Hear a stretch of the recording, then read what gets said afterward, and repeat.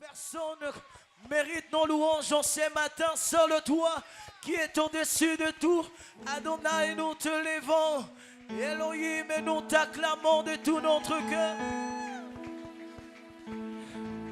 Alléluia, alléluia. Alléluia. Nous te levons, le roi de rois. Nous te levons, le Seigneur des Seigneurs.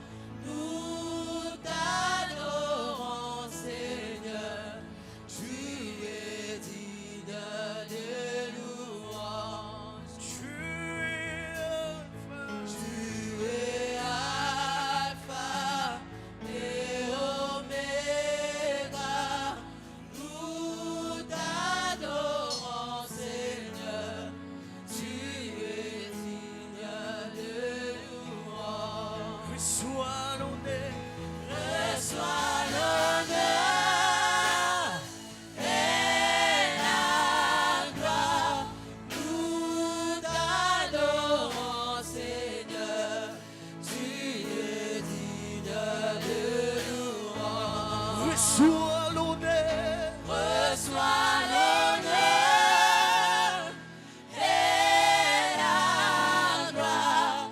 Nous t'adorons, Seigneur.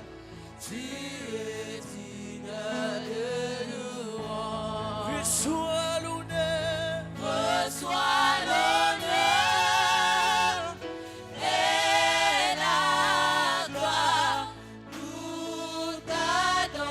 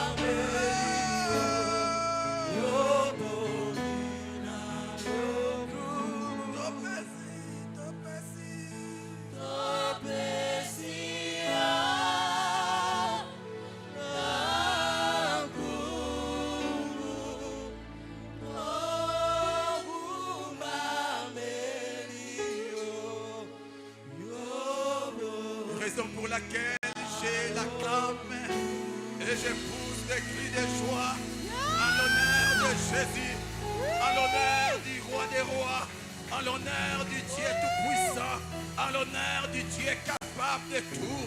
Oh oui, son nom c'est Jésus.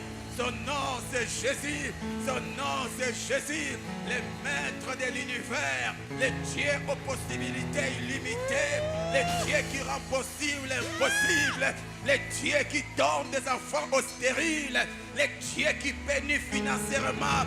Son nom c'est Jésus, il est le roi des rois à Tchagou, il est le roi des rois en RDC, il est le roi des rois en Afrique, le véritable Dieu en Amérique, le véritable Dieu en Asie, le véritable Dieu en Europe.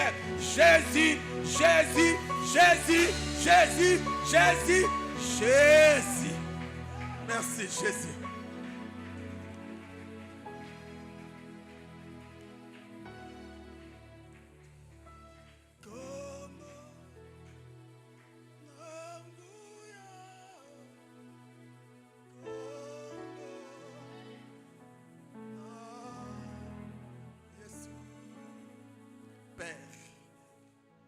Nous venons te dire merci pour le nom si merveilleux que tu nous as donné, le nom de Jésus, le nom qui rend possible l'impossible, le nom qui donne des enfants stériles, le nom qui bénit les pauvres, le nom qui nous a sauvés du ténèbre et nous a transportés dans ta sainte lumière, les noms devant lesquels tout genou fléchit et toute langue confesse que c'est le nom élevé au-dessus de tout nom. Nous sommes la cause de ces noms. Nous sommes la cause de ces noms. Nous te prions, Père, au nom de Jésus-Christ, de bien vouloir nous parler et réveille nos consciences. Donne-nous, Seigneur, à comprendre le message afin de l'appliquer. Nous te prions, Père, de nous oindre au nom de ton Fils Jésus-Christ. Toi qui étais avec nous au premier culte, sois encore avec nous au second culte, afin que des vies soient bénies. Atteins ton but au nom de Jésus-Christ. Donne gloire à Jésus-Christ. Que ton Fils bien-aimé Jésus-Christ soit élevé. En dehors de lui, qu'il n'y ait personne ne doit régner maintenant.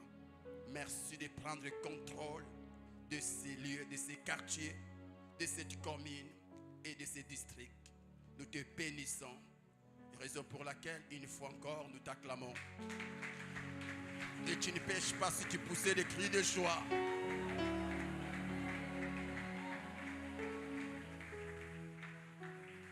Amen. Actes chapitre 4. Actes chapitre 4. 33 à 37.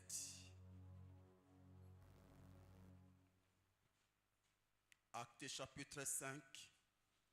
1 à 11. Actes chapitre 4, 33 à 37 et Actes chapitre 5, 1 à 11. Commençons avec Actes 4. Les apôtres rendaient avec beaucoup de force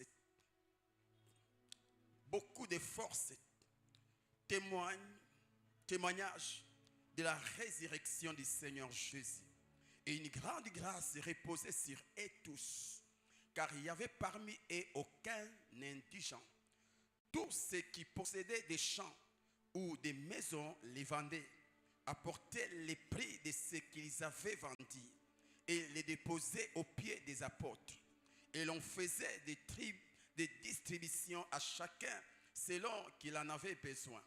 Joseph, surnommé par les apôtres Barnabas, ce qui signifie fils d'exhortation, lévite originaire de Chypre, vendit un champ qu'il possédait apporta l'argent et le déposa aux pieds des apôtres. Actes chapitre 5. Mais un homme nommé Ananias, avec Saphira sa femme, vendait une propriété et retint une partie du prix. Sa femme le sachant, puis il apporta le reste et le déposa aux pieds des apôtres. Pierre lui dit, Ananias, pourquoi Satan a-t-il rempli ton cœur au point que tu mentes au Saint-Esprit et que tu aies retenu une partie du prix du champ? S'il n'y pas été vendu, ne te restait-il pas? Et après qu'il a été vendu, le prix n'était-il pas à ta disposition? Comment as-tu pu mettre en ton cœur un pareil dessein? Ce n'est pas à des hommes que tu as menti, mais à Dieu. Ananias, entendant ces paroles, tomba et expira. Une grande crainte saisit tous les auditeurs. Les jeunes gens s'étant levés, l'enveloppèrent, l'emportèrent et l'ensevelirent. Environ 3 heures plus tard, sa femme entra, sans savoir ce qui était arrivé. Pierre lui adressa la parole. Dis-moi, est-ce à un tel prix que vous avez vendu les champs? Oui, répondit-elle, c'est à ce prix-là. Alors Pierre lui dit, comment vous êtes-vous accordé pour tenter l'Esprit du Seigneur? Voici, ceux qui ont enseveli ton mari sont à la porte et ils t'emporteront. Au même instant, elle tomba aux pieds de l'apôtre et expira. Les jeunes gens étant entrés la trouvèrent morte.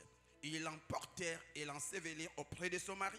Une grande crainte s'empara de toute l'assemblée et de tous ceux qui apprirent ces choses. Parole du Seigneur.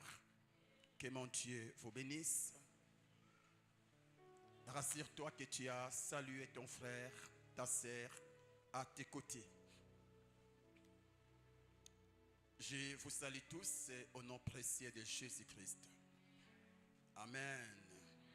Nous vous prions de bien vouloir partager les messages d'aujourd'hui. Tu peux inviter d'autres personnes à partager ces messages et pourquoi pas les commenter. Amen.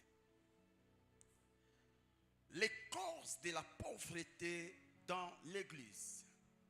Les causes de la pauvreté dans l'Église. En d'autres termes, les causes de la pauvreté matérielle des fidèles dans les églises locales.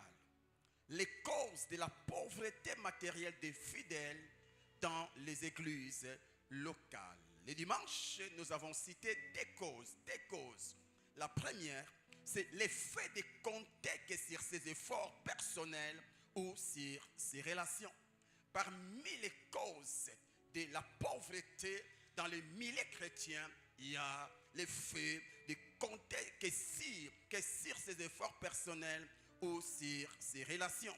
Ici, nous avons souligné que les efforts personnels sont importants pour accéder à la richesse que Dieu a prévue pour nous en Jésus-Christ. Car la Bible dit, je bénirai ou Dieu bénira l'œuvre de vos mains. Cependant, au-delà de nos efforts, nous devons surtout compter sur l'œuvre de Dieu, sur l'œuvre de Dieu, sur l'aide de Dieu. Pourquoi? Parce que la Bible dit, c'est la bénédiction de l'Éternel qui enrichit et non les efforts personnels. Non les efforts personnels. Et nous avons donné l'exemple d'Isaac. Nous avons dit que Isaac avait semé et il a moissonné au centuple. Et si on se limite là, nous avons l'impression que c'est l'effet de ses efforts qui l'a permis à moissonner au centuple. Mais si nous allons au-delà, ou encore si nous rentrons au verset 3, vous allez comprendre que c'est la présence de Dieu à son côté qui a permis à cet homme de faire une grande récolte. La Bible dit, le Seigneur était avec lui. Amen. Donc le Seigneur travaillait avec lui. Et nous avons dit au premier culte, compter sur Dieu, c'est inviter Dieu dans ce que l'on fait.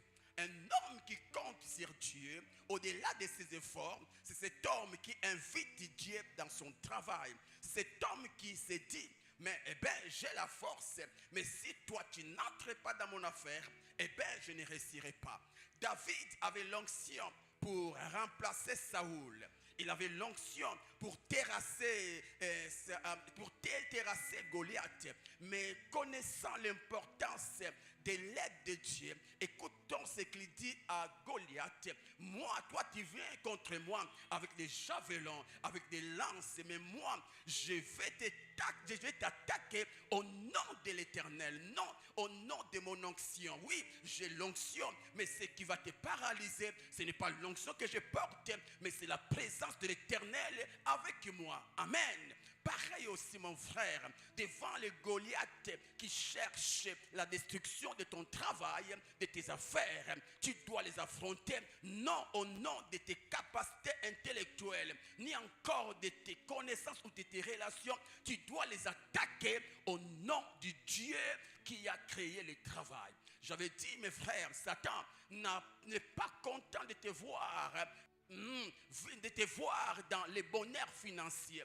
Et il va tout faire pour chercher comment détruire ton travail. Nous verrons ça à la deuxième cause. Pour dire, ne travaille pas seul. Ne compte pas que sur tes efforts. Travailler, c'est bon. Fournir des efforts, c'est bon. Mais au-delà de tes efforts, associe Dieu. Dis à Dieu, Seigneur, sans toi, je ne peux rien. Dis à Dieu, Seigneur, du reste, les capacités intellectuelles que tu as enfouies à moi, qui me permettent de réussir, a été placé par toi. C'est toi qui m'as donné l'intelligence afin que je puisse bénir des vies. Pour dire, tu dois compter sur Dieu.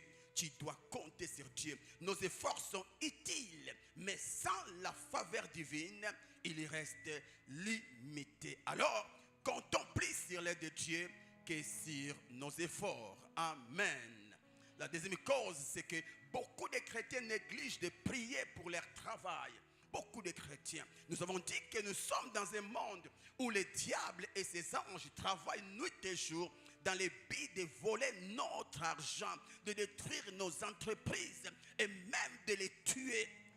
Jean 10:10 nous révèle l'une des missions de Satan sous le soleil. La Bible dit, les voleurs ne viennent que pour dérober, égorger et détruire. Alléluia.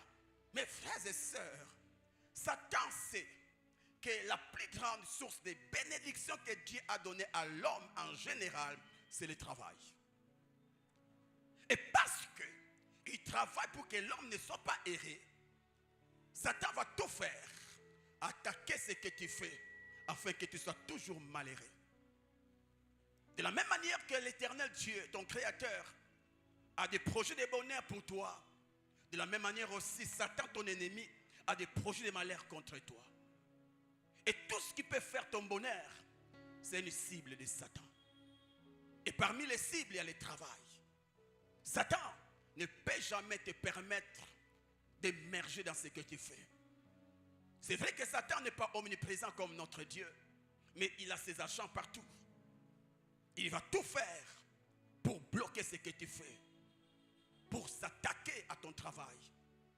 Mes frères et sœurs, il y a des démons qui combattent les chômeurs, mais il y a aussi des démons qui ne combattent que les travailleurs. Il combat les chômeurs pour que celui-ci reste pauvre toute sa vie.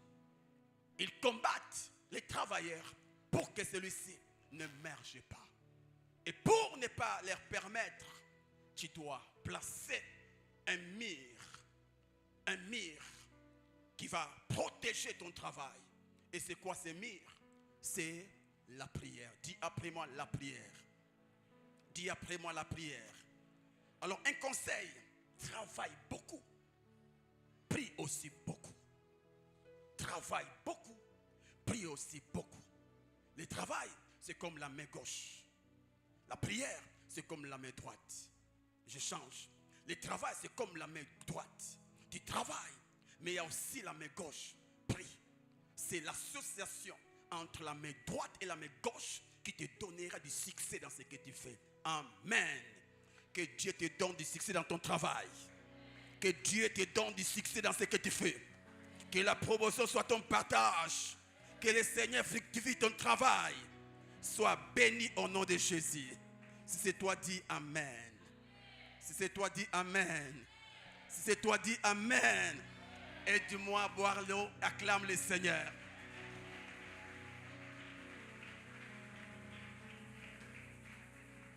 Amen. Alors, voici des autres causes pour aujourd'hui qui font que beaucoup de chrétiens soient pauvres.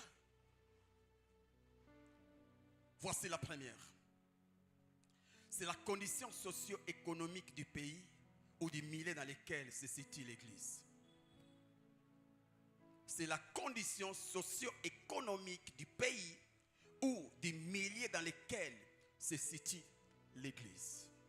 Mes frères et sœurs, il est important de comprendre que la pauvreté matérielle ou financière de certains chrétiens dans nos églises ne vient pas toujours parce qu'ils n'ont pas la foi, ne vient pas toujours parce qu'ils ne donnent pas à Dieu.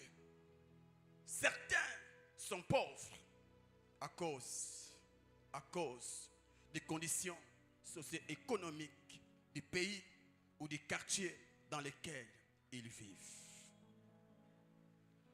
Quand un pays traverse des problèmes économiques comme le chômage, l'inflation, le manque d'emploi stable, cela touche tout le monde, y compris les enfants de Dieu. Je suis en train de dire qu'il y a des chrétiens aujourd'hui qui ne sont pas pauvres parce qu'ils n'ont pas la foi. Ils ne sont pas pauvres parce qu'ils n'ont pas le sens d'investissement ou d'investir. Ils sont pauvres parce qu'ils habitent ou ils vivent dans un pays en voie de développement. En voie de développement. Un pays où le taux de chômage est très élevé. Un pays où chaque mois, il y a l'inflation sur les marchés des affaires. Où les dollars montent et grimpent presque chaque mois. Un pays où l'emploi n'est pas stable. Tu peux commencer aujourd'hui, après quelques temps, tu es licencié, tu es chassé ou tu perds ton travail. Dans un tel pays, c'est difficile pour les chrétiens d'être riches. C'est difficile pour ses habitants d'être riches. Un travail où l'on ne donne pas, un pays où l'on ne donne pas aux habitants ou à la population des opportunités de réussir. C'est très difficile. Même si un chrétien aime Dieu de tout son cœur, s'il vit dans un pays où il n'y a pas d'opportunité de réussite, il est très difficile pour lui de s'enrichir. De s'enrichir. De s'enrichir. C'est comme dans notre nation. C'est vraiment difficile. C'est vraiment difficile de s'en sortir. C'est vraiment difficile. Notez encore que la situation économique d'un pays influence grandement l'épanouissement financier d'une église ainsi que de celui de ses fidèles. La situation économique d'une nation a de l'influence sur les peuples et même sur l'église.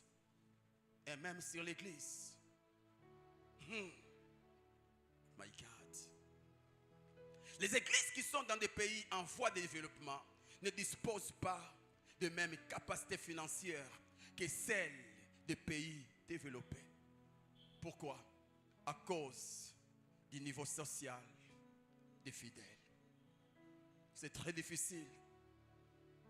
Une église située dans un quartier en voie de développement ou un quartier pauvre ou dans un pays sous-développé ne puisse engendrer des fidèles et riches. Et riches. Car l'église, mes frères, ne crée pas l'argent. L'église n'a pas une banque où elle fabrique son propre argent. L'église vit de l'argent que la nation fabrique. L'hôtel de monnaie n'est pas un apanage de l'église. L'hôtel de monnaie, c'est l'entreprise de l'État. Donc pour que l'église respire financièrement, elle a besoin de l'épanouissement financier de sa nation. Sans cela, c'est très difficile. Et j'ai écrit, tu ne peux jamais comparer une église située dans une nation développée à une église située dans une nation sous-développée. Par rapport aux opportunités financières, par rapport au marché des affaires, c'est difficile. Tu peux aller sur d'autres sites, tu trouves les taux de dollars, les mêmes taux pendant des années, mais pas dans des pays sous-développés. Aussi, c'est facile pour une église qui est dans un pays développé de s'acheter une parcelle ou de s'acheter des parcelles. Pourquoi? Parce que là, la majorité travaille. En Europe ou ailleurs, c'est difficile de trouver des jeunes gens qui ne font rien. Même ceux qui étudient travaillent. Donc ils ont donné même les opportunités aux étudiants juste pour devenir indépendants. Ils ont compris que la dépendance ne bénit pas. Vous voyez, tu es étudiant, tu as tous tes défis, mais tant que tu dépendras de tes parents, tu seras limité. Mais si tu as un job quelque part, c'est facile par ton job ou je ne sais pas moi là, ton travail, tu puisses revenir à tes propres besoins. Ce qui fait qu'aujourd'hui, il y a des étudiants qui mentent. Pourquoi? Parce qu'ils ont des besoins que les parents n'arrivent pas à. Mais ailleurs, tu étudies, tu travailles. Vous voyez, tout ça c'est pour éradiquer l'histoire de la pauvreté. Aussi, sur d'autres cieux, une église qui a la crédibilité comme la Compassion Massina, c'est facile qu'elle reçoive un prêt, un crédit. C'est facile. Vous voyez, tu prends les crédits, tu donnes juste un pourcentage de 20% sur les montants de la parcelle. Tu donnes 20%. Et ces 20%, c'est facile. Quand la majorité des fidèles travaillent, c'est facile de se cotiser et de réunir 20%. Vous voyez? Et le reste, c'est la banque. Vous voyez? Donc, en son d'autres, la banque paye pour toi. Et toi, tu vas rembourser la banque, non pas pendant une année, ni encore 5 ans. Peut-être tout dépend du montant. Ça peut aller même à 10 ans. Et quand on coupe là chaque mois, vous ne sentez pas le poids. Mais ce n'est pas le cas avec les pays sous-développés. Ce n'est pas le cas. En soi, les banques qui sont installées dans des pays sous-développés ne viennent pas aider, mais viennent encore détruire. Où on élève le taux de pourcentage. Au point que quand tu t'engages, tu dois prier le Seigneur que ton affaire marche. Sinon, on va prendre les gages. C'est pourquoi j'aime conseiller aux gens. Ne prends pas un prêt, ne prends pas un crédit pour investir dans un domaine que tu ne maîtrises pas. Ou encore, investir dans un domaine où tu es encore un débutant. Ce n'est pas parce que ne fais pas d'un prêt ou d'un crédit ton capital d'une affaire. Prends le crédit quand tu sais que tu as déjà un capital. Vous voyez, c'est comme l'histoire de l'Ikelemba. En français, on appelle ça quoi? Ristourne. Vous voyez, toi qui ne fais rien, n'entre pas dans les ristournes. Sinon, quand tu auras l'argent, tu bouffes. Alors que les ristournes, là, mon frère, c'est un piège. C'est un lien. Tout ce que tu as mangé là, tu dois les remettre. C'est pourquoi moi, j'aime avoir mon ristourne chez moi. Parce que là, quand je sens que ça ne marche plus, je récupère. Mais de l'autre côté, tu imagines que tu as mangé, tu as bouffé les $1000 des autres. Et que tu ne fais rien. On va t'emprisonner, on va t'arrêter. Vous voyez? Et c'est comme ça que quelqu'un a dit. En soi, les ristournes, c'est pour ceux qui n'ont pas la maîtrise financière. C'est-à-dire qu'ils ne savent pas gérer l'argent. Donc c'est pourquoi... Moi, c'est pas vrai. Mais c'est pourquoi moi, je m'aimerais conseiller. C'est les personnes qui sont dans des affaires, qui font des affaires, peuvent faire les ristournes. Parce qu'ils savent que si j'ai mes $1000, je les investis. Et dans quelques mois, j'aurai plus que $1000. Mais toi, tu entres dans les ristournes pour se marier. Maintenant, maintenant, quand tu vas te marier là, si tu n'as pas, tu vas rembourser comment? Tu vas rembourser comment? Si peut-être tu as un salaire, c'est bon. C'est comme ça que moi j'aime les ristournes des salariés. On sait que chaque fin de mois, tu as un salaire. Vous voyez? Et aussi, quand tu prends ton ristourne là, c'est pour un projet. Mais toi qui ne fais rien, n'entre pas dans ces histoires. Sinon, tu vas fuir l'église. Et surtout les ristournes de l'église là, tu vas fuir. Amen. Alors c'est difficile. N'allez pas prendre un prêt. N'allez pas prendre un crédit pour t'engager, surtout dans notre nation. Non, mon ami, si tu ne maîtrises pas, il y a même des grandes entreprises qui ont laissé des parcelles juste parce qu'ils sont allés laisser. Faites attention. Mais sur d'autres cieux, tu prends un crédit, tu la laisses. Vous voyez? Parce que tu rembourses l'argent dès la source. Donc avant que l'argent entre chez toi dans ton compte, ils ont déjà récupéré. Là c'est facile. Mais toi tu n'as pas un compte. Même si tu as un compte, mon frère, les taux là des remboursements, est-ce que tu sauras? Ce n'est pas facile. Dis, ce n'est pas facile. Dis, ce n'est pas facile. Dans les pays pauvres, une grande partie de la population vit avec des revenus modestes. Et cela ne permet pas aux chrétiens de ces pays de faire des dons importants dans l'épanouissement de leurs églises. Je l'ai dit au premier culte. Vous voyez, nos frères et sœurs qui sont de ces côtés. Regardez comment vous me regardez. Et ce n'est pas bon. Vous voyez, regardez-moi. Donc vous êtes comme ça. Et vous risquerez de devenir comme ça. Et c'est comme ça qu'on a pensé placer un téléviseur de l'autre côté. Juste pour que vous puissiez seulement écouter, mais entendre, voir l'image de l'autre côté. Sous d'autres cieux, c'est facile. On se présente dans une entreprise où l'on vend des téléviseurs. On prend un crédit. Un crédit de $1000. Payé pendant 2 ans. Tu peux imaginer ça? 2 ans. 2 ans. Mais chez nous, pas de crédit. Cash. Cash. Et si on demande l'aide ici, j'avais fait l'appel de $1000, tu n'étais pas... Non pas que tu n'as pas la bonne foi, non pas que tu n'as pas ce cœur-là de soutenir l'œuvre de Dieu, mais tu n'as rien. Pourquoi? Parce que le pays ne t'a pas donné des opportunités.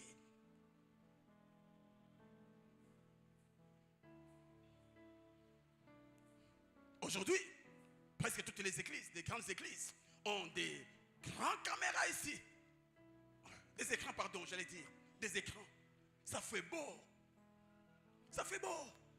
Ce n'est pas un péché. Amen. Il y a des gens qui voient les péchés. Pourquoi c'est mal? Non, non, ce n'est pas péché, c'est péché. Si Jésus-Christ était dans ce temps ici, il allait y avoir un écran géant ici. Parce que c'est quelqu'un qui aimait l'excellence. Regarde même sa robe.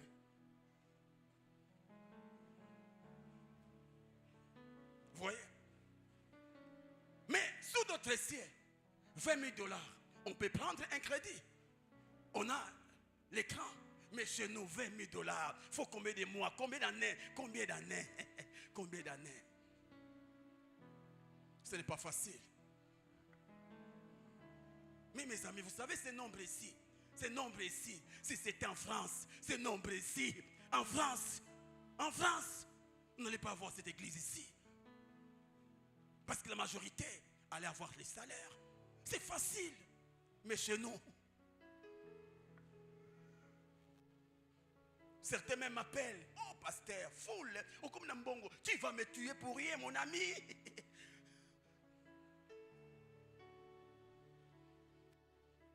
Et aussi il y a des coins. Quand tu commences l'église, tu dois intercéder. Intercéder. Il y a certains coins, les hommes riches n'arrivent pas. Alors que l'église ne marche pas qu'avec les hommes spirituels, mais aussi avec les hommes qui ont l'argent, qui ont l'argent.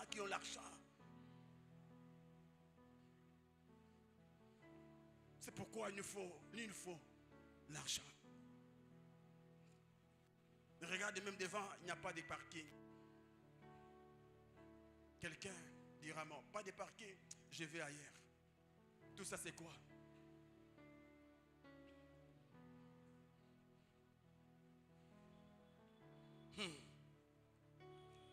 C'est très facile pour des églises qui sont dans des pays développés, comme je l'ai dit, de s'acheter des parcelles. Mais c'est vraiment difficile pour celles qui sont dans des pays sous-développés.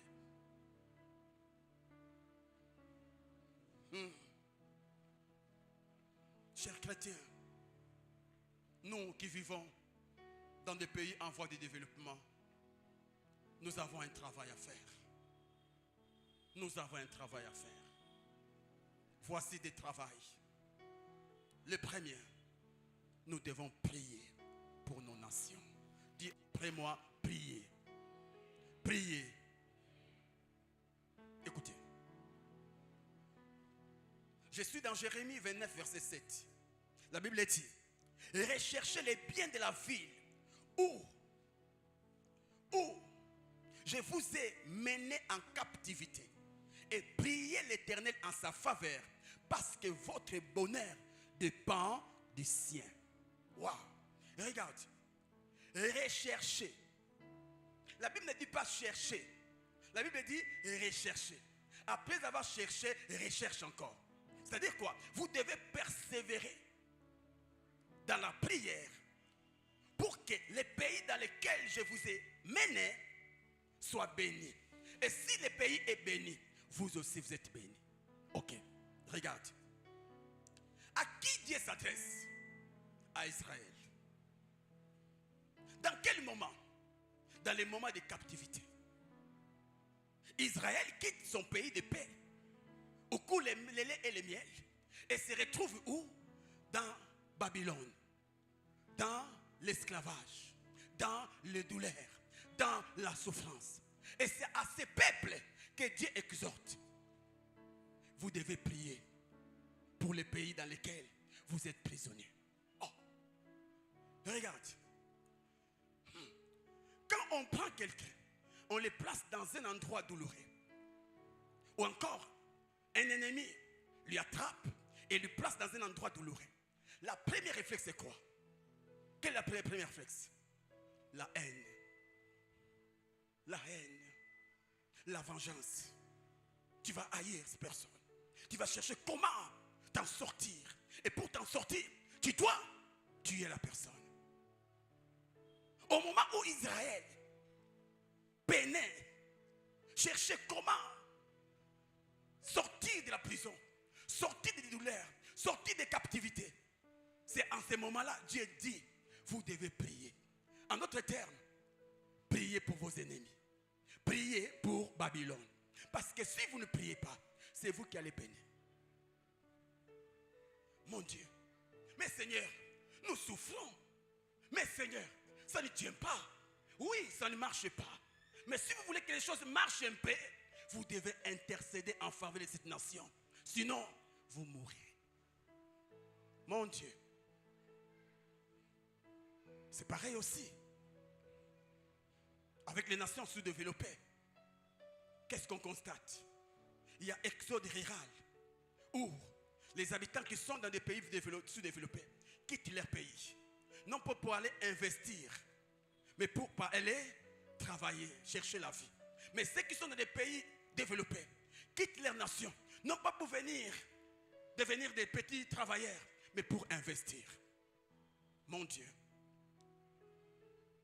Ça, c'est quelque chose qui est dans la douleur. Quelqu'un qui est dans la douleur, qui décide de quitter. Vous voyez, de quitter pour aller chercher le pain ailleurs. Mon Dieu. Pourquoi? Parce que le système politique n'est pas bon. Un système qui ne permet pas à la population de s'en sortir. Mais Dieu dit, à la place de fuir, à la place de quitter, vous devez intercéder. Vous devez prier. Et pour toi qui ne veux pas quitter, tu veux ton bonheur, tu veux le bonheur financier, prie pour ta nation. Dis Amen. Dis Amen que j'avance.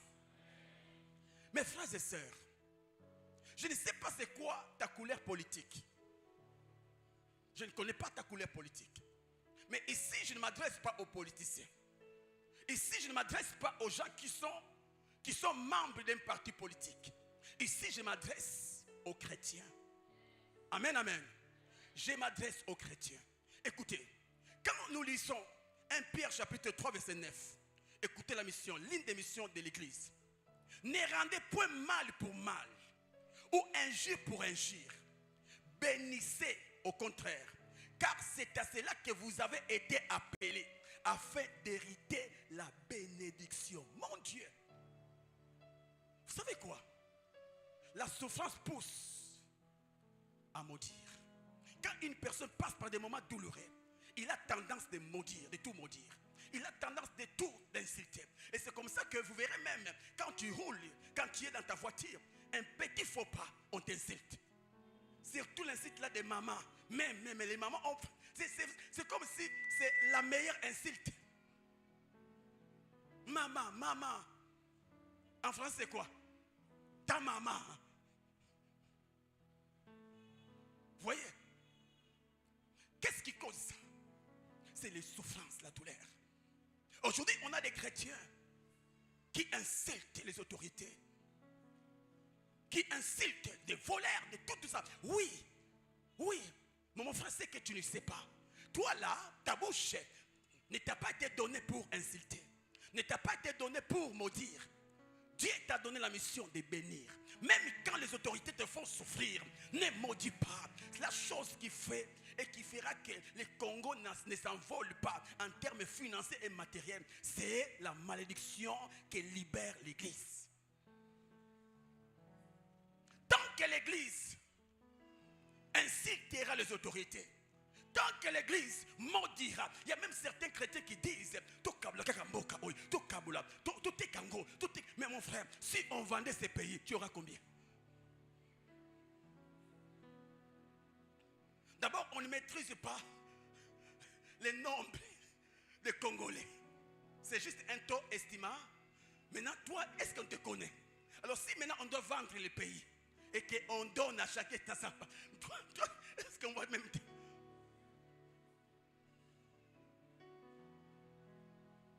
Combien insultent? Ce n'est pas parce qu'ils volent, ce n'est pas parce qu'ils détournent que nous devons insulter. Non. Nous sommes la lumière du monde. Nous sommes la lumière du monde. La Bible ne dit pas que vous êtes la lumière de l'église. Non.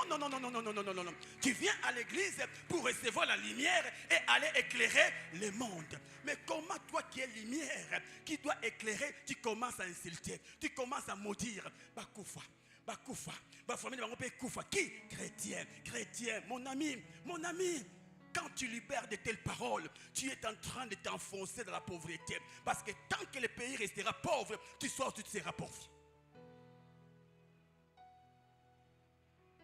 Écoutez, le pasteur Justin Manang n'est pas un politicien. Non.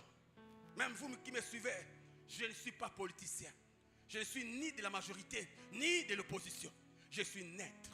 Et là, je ne m'adresse pas aux politiciens. Je m'adresse à l'église. Parce que mon thème, c'est quoi? Les causes de la pauvreté dans l'église. Tant que l'église traitera la nation comme les païens, la nation ne sera pas bénie. Nous sommes les seuls qui doivent prier pour que les choses changent dans cette nation. Et vous savez quoi? Un chrétien qui maudit sa nation et qui prie est comme un cultivateur qui sème une graine tout en arrosant sur la graine l'acide. Vous voyez? Tu sèmes, Seigneur. Après, quand tu rencontres les embouteillages,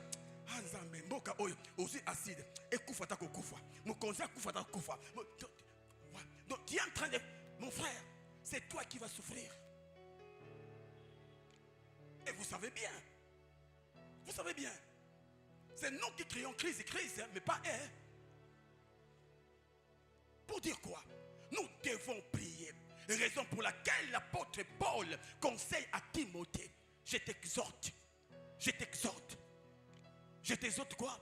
Prie pour les autorités. Tu n'as pas reçu la mission de maudire les autorités, même si soi-disant ils volent, même si soi-disant ils détournent. Toi, tu n'as pas reçu la mission de les maudire. Tu as reçu la mission de prier en faveur.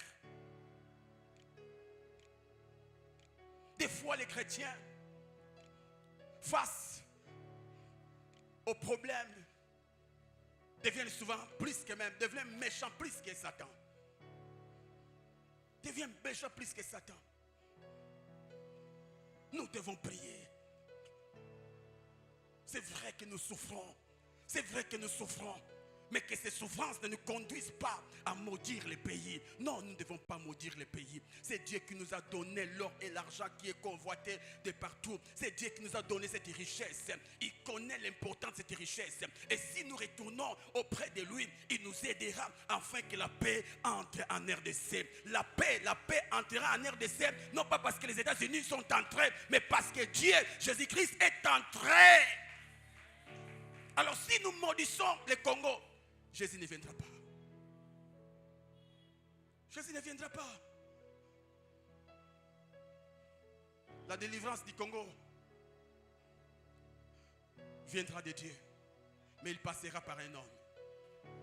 Il peut passer par les États-Unis. Il peut pas passer par la France. Je ne sais. Mais ce qui est vrai, le Seigneur délivrera un jour la RDC. Un jour, les Congolais ne quitteront plus le Congo pour aller travailler des domestiques. Mes frères, toi qui envies l'Europe, continue. Mais c'est ce qui fait que beaucoup ne reviennent pas.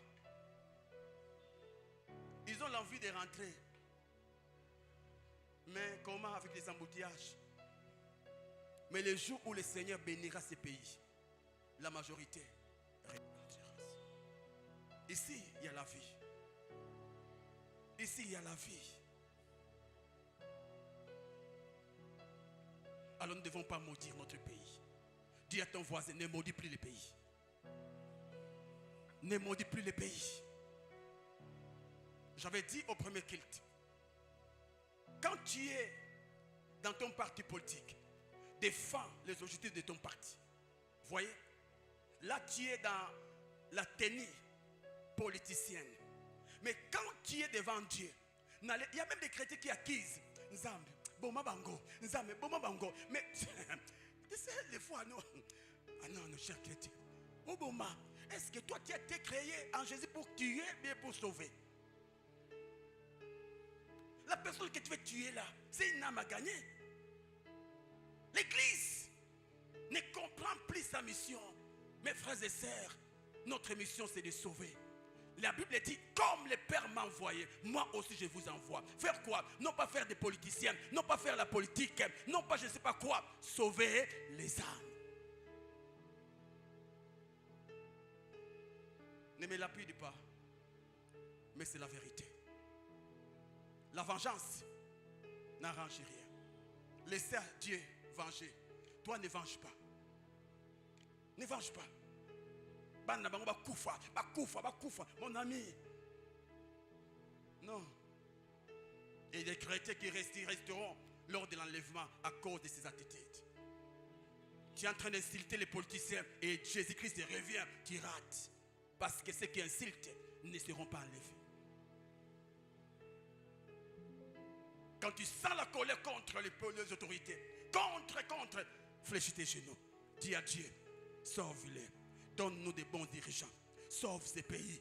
Seigneur, nous croyons qu'un jour, Congo deviendra une terre bénie, une terre où coule le lait et le miel. Nous croyons, Seigneur, nous croyons, même pas nous, mais même nos enfants, Seigneur, mon Dieu, vivront cela. Ce problème, c'est quoi? Tellement que tu es égoïste, tu fais ça à toi. Seigneur, à mon temps. Oui, Seigneur, je peux faire cette grâce. Mais si ça ne marche pas, dis quand même à cause de mes enfants, Seigneur, même mes enfants mangeront la bonne part de ces pays. Dis Amen. S'il te plaît.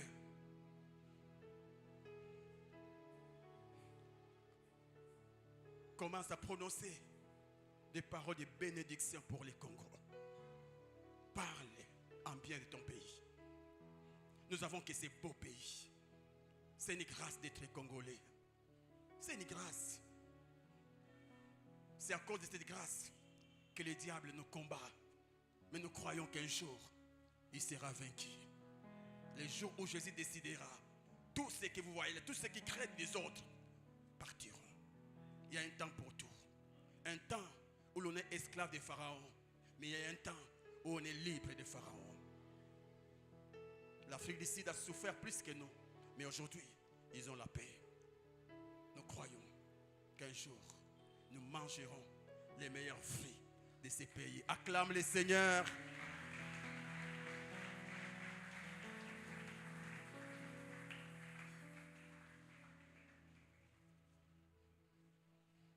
Est-ce que j'ai critiqué quelqu'un? Nous sommes l'église au milieu du village. L'église est apolitique. Voici une autre cause de la pauvreté matérielle dans l'église.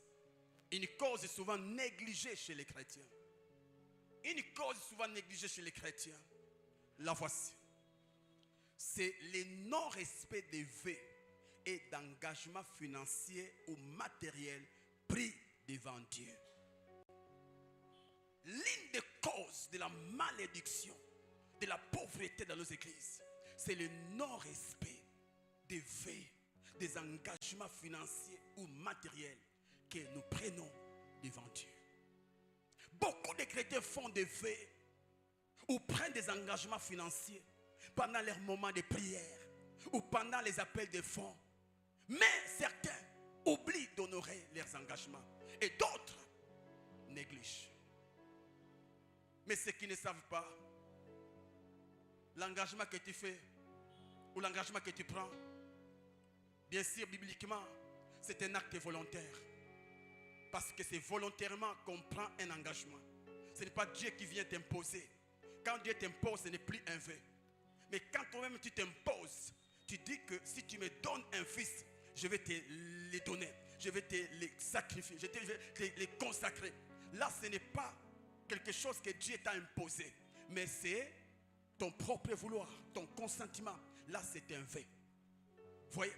Quand tu prends un vœu, mon frère, quand tu fais un vœu, ou encore tu prends un engagement, c'est quelque chose qui est volontaire. Mais ce que tu ne sais pas, le fait de t'engager, engage Dieu dans ton vœu. Ça dit quoi? Ça devient sacré. Et c'est là où j'ai écrit ceci.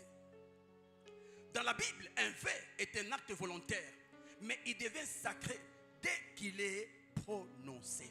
Raison pour laquelle Ecclésiaste 5, 4, 5 dit: lorsque tu fais un vœu à Dieu, ne tarde pas à l'accomplir. Ne tarde pas à l'accomplir. Pourquoi? Car Dieu n'aime pas les insensés. Mon Dieu, accomplis le vœu que tu as fait. Mieux vaut pour toi ne point faire des vœux que d'en faire un et de ne pas l'accomplir. Dis Amen.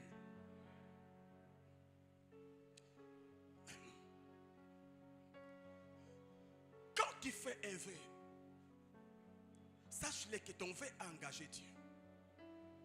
Même si toi tu le fais par sentiment, pour Dieu, ce n'est pas un sentiment. C'est quelque chose de sacré. Quelque chose de sacré.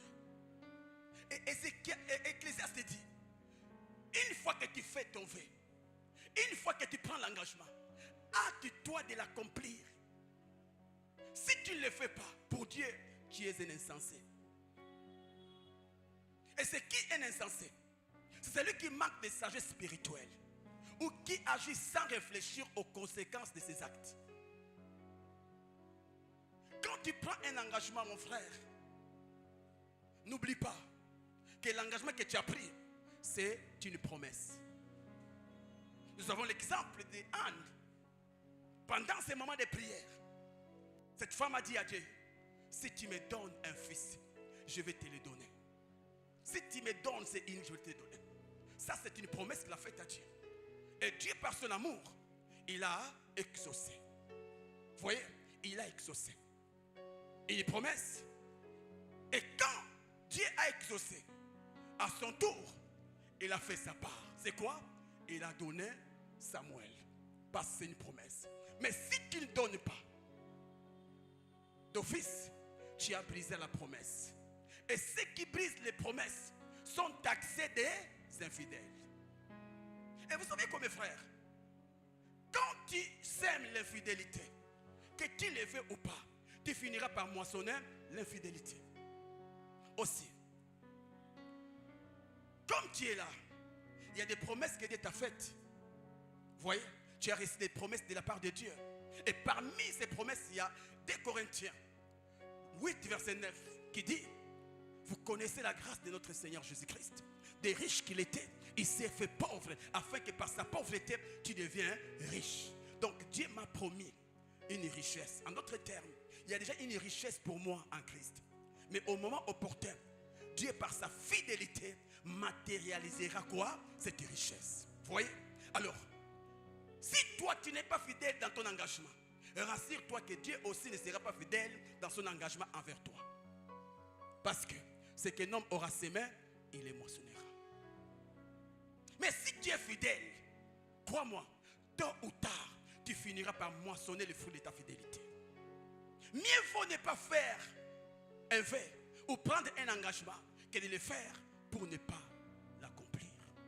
Il y a des chrétiens qui pensent que quand il fait, comme il a fait l'engagement seul, donc personne ne connaît son engagement là. Mais c'est que vous ne savez pas mes frères, le Dieu qui a créé l'intelligence, le Dieu qui a créé les yeux, voit tout ce que nous faisons. Pour dire, les jours où tu faisais les vœux, les jours où tu prenais l'engagement, il était là. Dieu était là. Toi tu peux oublier à cause des différentes situations de la vie. Mais le Dieu à qui tu as fait un vœu là, n'oublie point. Dieu n'est pas un homme pour oublier, il n'oublie jamais. Il connaît ton vœu là. Et tant que tu n'accompliras pas ton vœu, pour Dieu, tu es infidèle, tu es un menteur. Tout celui qui n'accomplit pas sa promesse, c'est un menteur. Et Jésus-Christ ne s'est pas appauvri pour enrichir les menteurs. Non. Mon Dieu. Certains chrétiens n'arrivent pas à avancer financièrement, non pas parce qu'ils manquent d'opportunités, mais parce qu'ils ont des dettes spirituelles. Ils ont des dettes spirituelles. Un engagement non accompli, c'est une dette. C'est une dette spirituelle. C'est comme dans une banque. La banque ne peut jamais donner un prêt à un client qui a sa dette. Tu dois d'abord faire quoi? Tant que tu n'as pas encore solidé la dette, est-ce que la banque te donnera l'argent? Pareil aussi, Dieu ne te donnera pas tant que tu n'as pas encore soldé. Et c'est comme ça que tu es en train de prier. Seigneur, bénis mes affaires. Seigneur, bénis mon travail. Seigneur, bénis. Mais comment on peut te bénir alors que tu n'es pas fidèle dans tes engagements?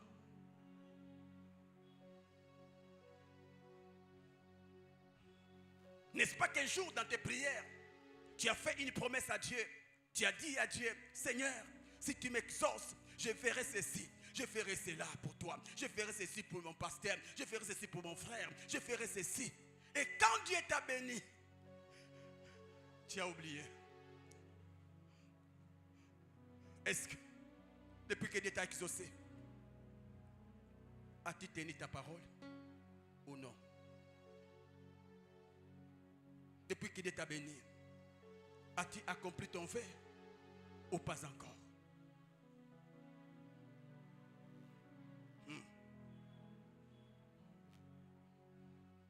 N'est-ce pas que tu avais fait un vœu de manger ton salaire avec les pauvres? Ou tu as dit, Seigneur, si tu me donnes un travail, Seigneur, mon Dieu, après la dîme, je vais avoir quelque chose pour commencer à donner aux pauvres. Mais depuis que Dieu t'a donné le travail, combien de fois tu as partagé ton argent avec les pauvres? N'est-ce pas que tu commences à dire comme les autres là, donner aux pauvres, c'est attirer la malédiction dans ma vie. Ce sont des sorciers. Ils vont bloquer ma vie. Vous voyez ça, Satan t'a pris. Satan t'a retenu. Alors que la Bible dit qu'il donne aux pauvres, prête à l'Éternel. Quand tu as ton salaire, tu commences à dire ce sont des sorciers. Ce sont des sorciers. Mon frère, tu peux donner des raisons, mais Dieu sait que tu n'es pas fidèle dans ton engagement.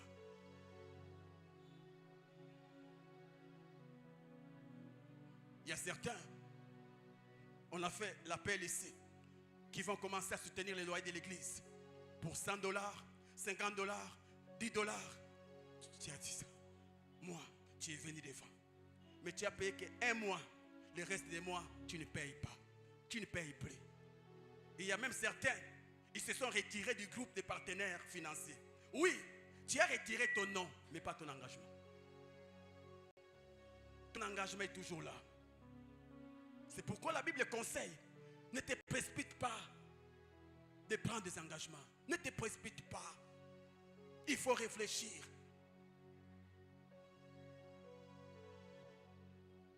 Jusque-là, tu as des enveloppes de loyer de l'église, de 10 000 francs, 5 000, même les 5 000, tu as ça. Mais tu as des opportunités pour avoir cet argent. Non. Oh Seigneur, c'est déjà l'année passée. Non, non, même le pasteur a oublié. Oui, le pasteur a oublié, mais pas le Dieu du pasteur. Alpha 40, 2023, tu as l'enveloppe. Alpha 40, 2024, tu as une enveloppe. Alpha 40, 2025, tu as aussi une enveloppe. Donc tu as 3 enveloppes. Je t'ai béni, commence une boutique d'enveloppes. Mais ce que tu ne sais pas, tu t'attires la malédiction. Et aujourd'hui, on a des chrétiens pareils. À chaque appel, ils sortent. Chaque appel, ils sortent. Pourquoi? Non, abîmé par la foi. Mon frère, oui, abîmé par la foi. Mais aussi, fouta par l'argent. Tu peux prendre l'engagement par la foi. Mais on n'honore pas l'engagement par la foi. Par l'argent ou par... Mieux vaut vendre dans le caca. Tu dis, j'ai déjà 3 enveloppes à la maison. Ajoute encore une. Non, non, non, non. Reste à toi.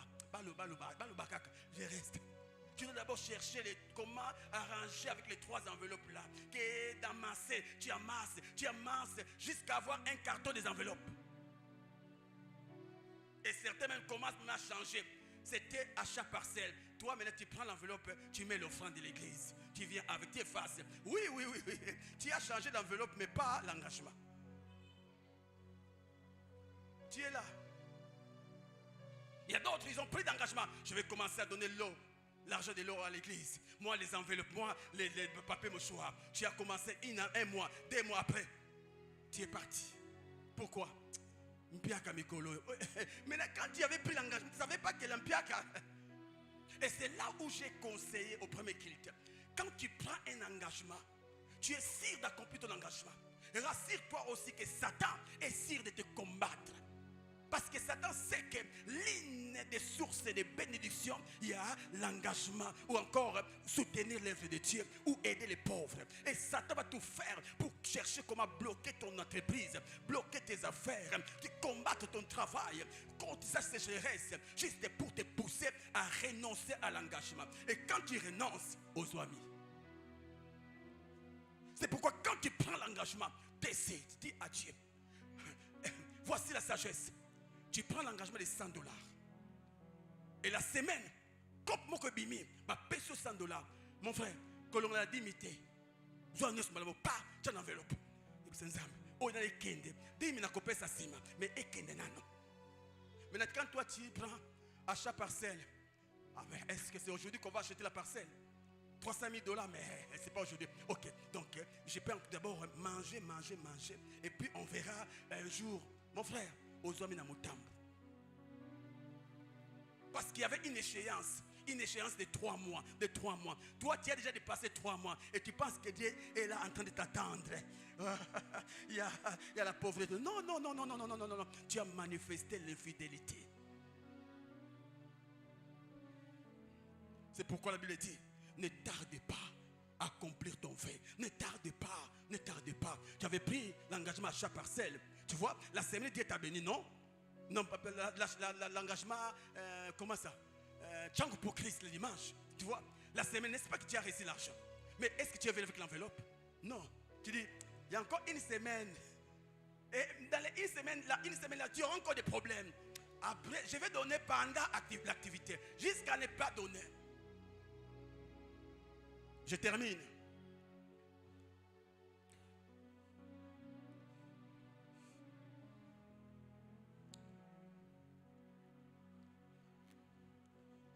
Un vain non accompli entraîne beaucoup de conséquences. Un vain non accompli entraîne beaucoup de conséquences. à l'exemple d'un couple, Ananias et Saphira. Ananias et Saphira. Écoutez, nulle part les apôtres avaient écrit une lettre aux chrétiens de l'époque que vendez vos biens et amenez l'argent à l'église afin que les pauvres et nous tous nous trouvons à manger. Nulle part. Ce sont des engagements personnels. Tellement que la communion fraternelle de l'époque faisait très beau, très très bien. Et c'est là où ceux qui avaient des biens vont dire, bon, pour continuer avec cette ambiance, nous allons vendre nos biens. Et nous allons prendre tout et les amener où? Dans les pieds, aux pieds des disciples. Donc c'était des engagements personnels. Et on nous parle de Barnabas qui a aussi vendu son bien. Il a pris tout l'argent. Il a présenté aux disciples. Mais il y a un couple. Certainement, il priait aussi au Seigneur, si tu nous donnes des clients, si tu nous envoies un client et qu'on vend notre bien, Seigneur, comme l'a fait Barnabas, nous aussi nous le ferons, Seigneur. Envoie-nous des clients, envoie, et Dieu exauce la prière. Ils ont l'argent. Et au moment où ils doivent honorer leur engagement, il y a le messieurs qui dit, oui, c'est $1000. Mais on a aussi des dettes, on a aussi des factures à payer. Et si on donnait 800, on retient des 100. Est-ce que Pierre est au courant? Non. Est-ce que Jacques est au courant? Non. Donc on peut le faire. Et puis il appelle sa femme. Séphora arrive. Saphira, qui? Elle arrive. Et puis il dit, bon écoutez, on a vendu ça à $1000, mais on a des dettes à payer. Alors si on retient des 100, est-ce que c'est un problème? Oh chérie, ce n'est pas de problème. Ils ont retenu. Le reste des personnes ne nous envient, non? Oui, on retient. Ils sont allés. Le monsieur est allé. Il prend les $800. Il dépose aux pieds de Pierre. Pour lui, c'est comme c'est Dieu qui est omniscient, pas Pierre. Mais ceux qui ne savaient pas, l'Esprit de Dieu omniprésent était sur Pierre. Pierre le regarde. Oh, mon ami Ananias, que Dieu te bénisse. Alors, j'ai une question à te poser. Est-ce qu'à ce prix-ci que tu as vendu là, ton bien? Oui, révérend Pierre. C'est à ce prix-ci, à ce prix. Vous voyez? C'est comme certains chrétiens. Sa dîme, il a un salaire de $1000. La dîme, c'est combien? $100. Mais lui, il vient avec 50. Il place écrit et dîme. Comme le pasteur ne sait pas, ne connaît pas tout, il vient. Mon pasteur, ça c'est ma dîme. Ah, c'est ta dîme. Et comme le pasteur ne connaît rien, il impose les mains. Que Dieu te bénisse. Que Dieu te bénisse. Vous savez quoi? Quand la bénédiction de Dieu rencontre un menteur, cette bénédiction s'échange en malédiction. Et Pierre dit, ah bon? Mais moi je sens dans mon esprit que ce n'est pas à ce prix que tu as vendu ton bien. Mais comment tu as pu faire ça? Comment ça? Comment tu peux mentir à Dieu comme ça? Mon ami, comment? Et quand il a appris ça, il dit, oh! Et du coup, il est parti. Il est mort. Qu'est-ce qui a tué Ananias? C'est un vœu non accompli. Il dit, mais c'était ton argent. C'était à toi. Personne ne t'a poussé à apporter cela. Mais comment tu as pu faire ça? Il est mort. Et lorsque Saphira est venue, il est hâte. Shalom, révérend Pierre.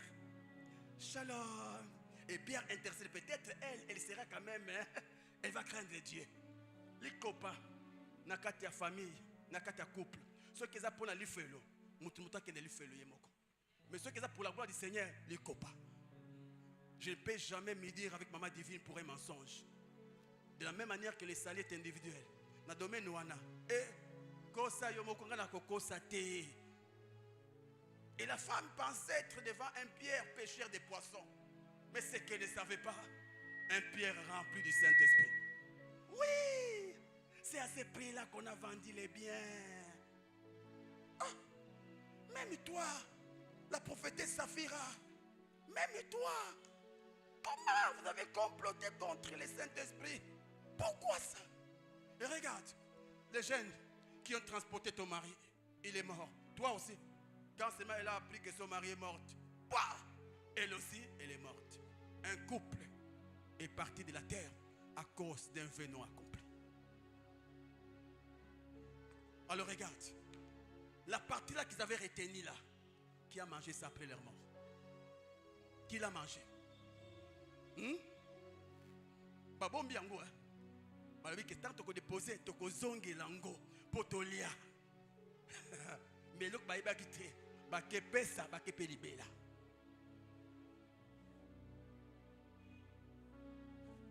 C'est pour dire quoi? Un vœu non accompli amène la malédiction. Et surtout quand tu as les moyens d'accomplir, mais tu ignores, tu refuses, au point même de renoncer, tu t'attires la malédiction. Combien de vœux tu as fait? Combien tu as accompli?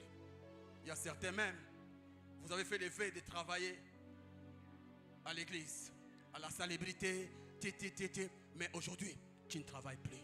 Oui, quelles que soient tes raisons là, le Seigneur te condamnera. Personne ne t'a poussé. Moi, je vais servir Dieu au protocole. Moi, je vais servir Dieu à la salubrité. Moi, je vais servir. Tellement que solo, et toi, tu es kiming, au renoncer. Oui, oui, mais qui que solo les arakunades.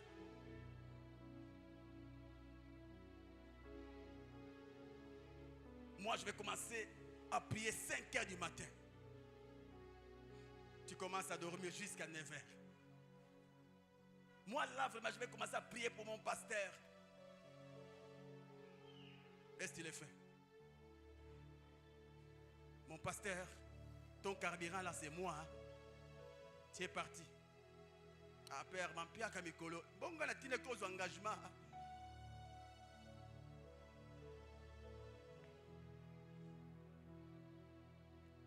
Laisse-moi conclure. Ça, c'est important. Je n'ai pas dit ça au premier culte. Écoutez. Chers chrétiens, soyons fidèles à nos paroles. Si nous avons fait une promesse à Dieu, accomplissons cette promesse avec crainte et respect. Car Dieu honore ce qu'il honore, mais il déshonore ce qu'il déshonore. L'homme oublie, mais Dieu n'oublie jamais. Que Dieu vous bénisse.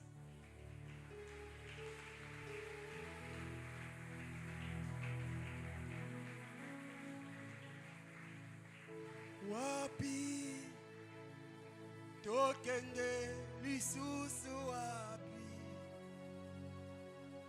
yonde ozana maloba bomo wapi tokende lisusu wapi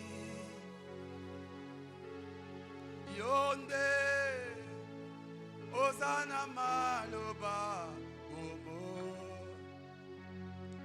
Je me réfère à un appel pour des catégories de gens. Dieu est si présent. Tu avais fait un vœu. Tu avais pris un engagement. Mais jusque-là, tu n'as pas de moyens pour l'accomplir. Qui peut t'approcher? Je vais prier pour toi que Dieu te donne les moyens de l'accomplir. Et tu avais aussi pris l'engagement. Tu avais les moyens d'accomplir ton engagement. Mais tu as négligé. Tu as peut-être oublié. Viens. Je vais prier pour toi. Le Seigneur te pardonnera. Et le Seigneur te donnera les moyens pour accomplir ton engagement. Viens rapidement. Osana maloba bomo wapi. L'engagement à n'importe quel domaine, non seulement dans le domaine financier, même dans le domaine de servir Dieu, même dans le domaine de la prière. Tu avais fait un vœu à Dieu mais que tu n'as pas accompli. Approche.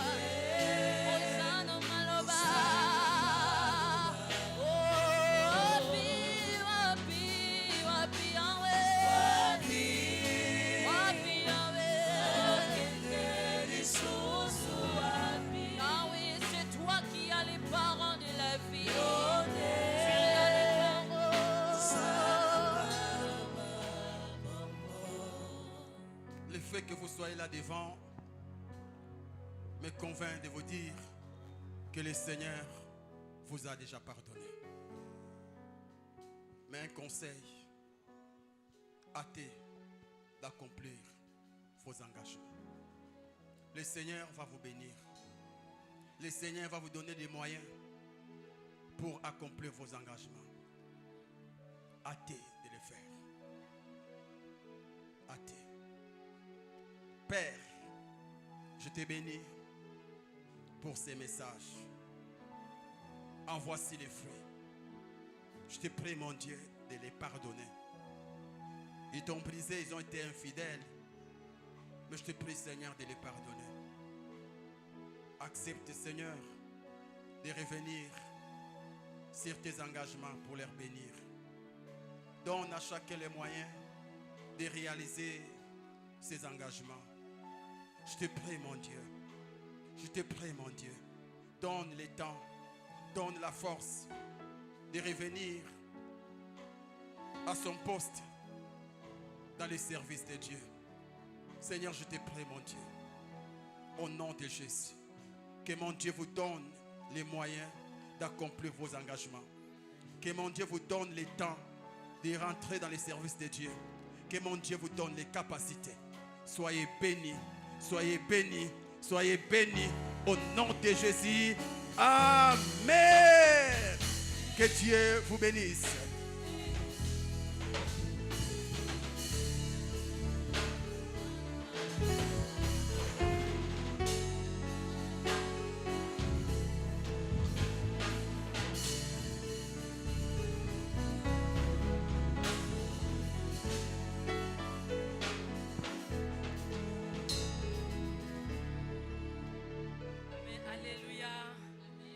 Quelqu'un a été béni?